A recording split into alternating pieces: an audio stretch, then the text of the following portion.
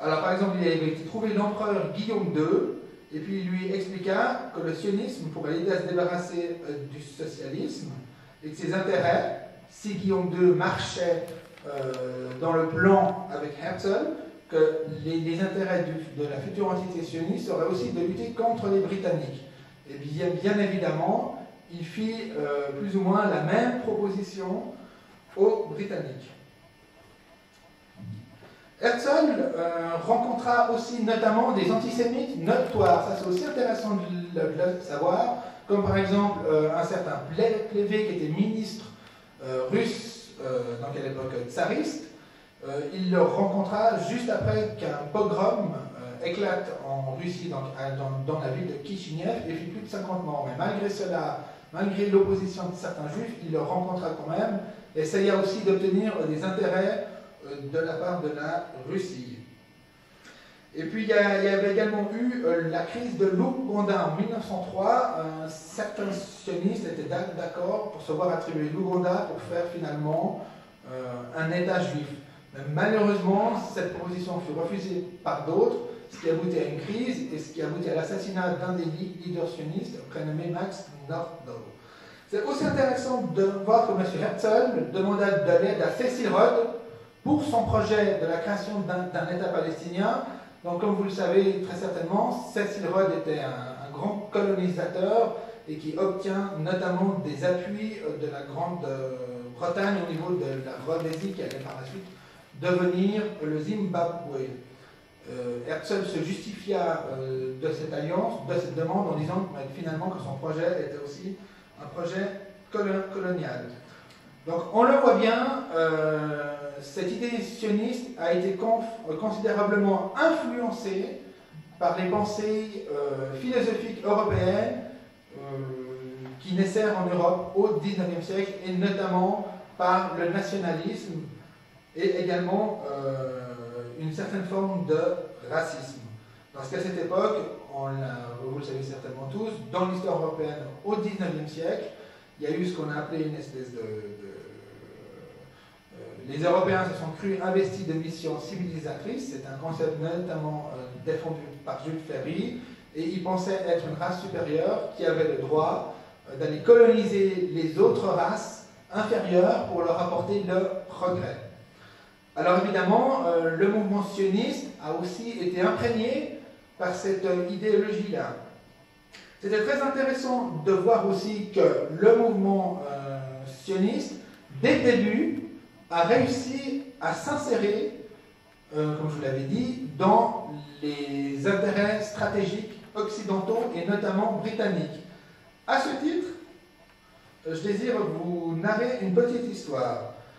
Les Britanniques, enfin du moins une partie de l'élite politique britannique, dès la fin du XIXe siècle, s'étaient réunis en une espèce de club d'influence prénommé la Table Ronde.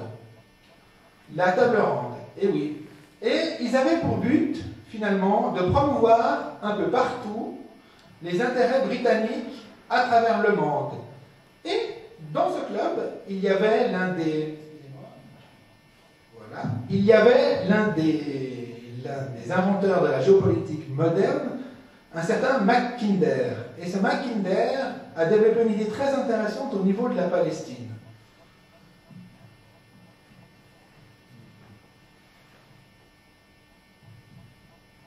Voilà, donc par rapport à la fois à la position de la Palestine, et puis par rapport aussi à ce que pour lui devait devenir la Palestine pour être complémentaire avec les intérêts britanniques. Si l'île Monde, donc l'île Monde pour lui c'était l'Eurasie, donc la partie centrale du monde, et celui qui dominait l'Eurasie, donc dominait le monde, c'est aussi un concept qui avait été repris pour constamment à travers l'histoire, isoler la Russie puis l'Union soviétique, et qu'on retrouve actuellement dans les manœuvres américaines en Asie centrale. Donc, si l'île Monde doit être inévitablement le siège principal de l'humanité sur ce globe, et si l'Arabie, en tant que passage terrestre depuis l'Europe vers les Indes et depuis l'Asie centrale vers l'Afrique subsaharienne, reste prépondérante pour l'île Monde, alors la colline citadelle de Jérusalem jouit d'une position stratégique face aux réalités mondiales qui ne diffèrent pas essentiellement de sa position idéale. Donc, c'est-à-dire que pour M. Mackinder, la Palestine était, si vous voulez, le noyau de la communication entre le continent africain et le continent asiatique. Il notait aussi le canal de Suez permet entre les Indes et l'Europe un trafic florissant, à portée de n'importe quelle armée basée en Palestine. Et déjà, un chemin de fer interurbain est en voie de construction à travers la plaine côtière de Jaffa. Et puis, il avait également, lors de la déclaration Balfour, il avait noté ceci, et ça va nous intéresser. Le pouvoir national juif en Palestine sera l'un des plus importants résultats de la guerre. C'est un sujet sur lequel nous pouvons à présent nous permettre de dire la vérité. Un foyer national au centre physique et historique du monde devrait donner aux Juifs un rang. Il y a ceux qui essaient de distinguer entre la religion juive et la race juive, mais la représentation populaire de leur identité profonde n'est certainement pas complètement fausse. Donc voilà, on comprendra tous ici, l'intérêt que revêt la domination de la Palestine. Alors évidemment, je vais maintenant voir avec vous différents points liés au sionisme. Alors il y a un point très, très intéressant, mais toujours litigieux, qui est les liens entre le sionisme et l'antisémitisme. C'est clair que d'une certaine façon, l'antisémitisme a servi la construction de l'État d'Israël. Ce qui ne veut pas dire qu'il y a un lien fort entre les deux. Ce qui ne veut pas dire que Israël lui-même a provoqué l'antisémitisme pour se justifier. Ça, c'est absolument faux.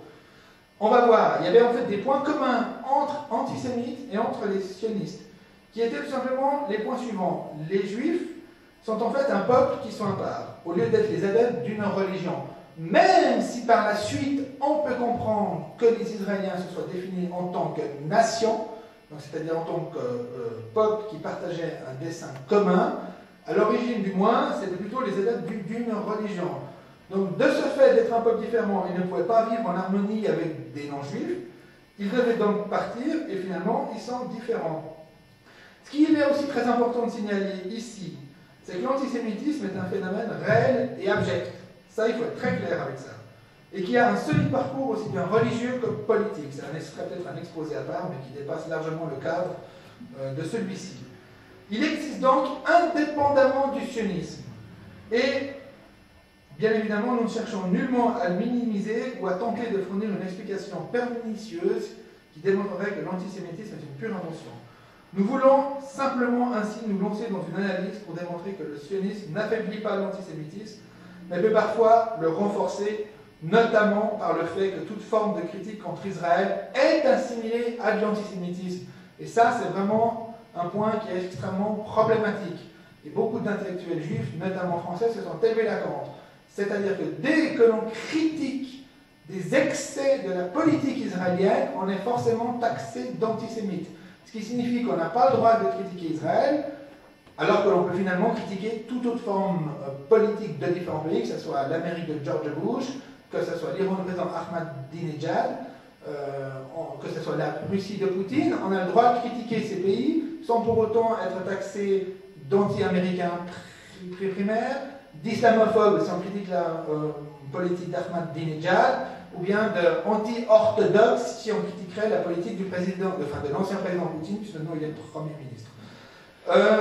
C'est aussi intéressant, un grand penseur sioniste en 1925, Jacob Klatskin, a écrit ce qui suit. Si nous n'admettons pas la légitimité de l'antisémitisme, nous nions la légitimité de notre propre nationalisme. Si notre peuple mérite une vie nationale, et s'il le veut, alors il est un corps étranger dans les nations parmi lesquelles il vit. Un corps étranger qui met l'accent sur son identité propre. Il est donc juste qu'il lutte pour leur intégrité nationale. Au lieu de créer des sociétés de défense contre les antisémites qui veulent restreindre nos droits, nous devrions créer des sociétés de défense contre nos amis qui veulent défendre nos droits. C'est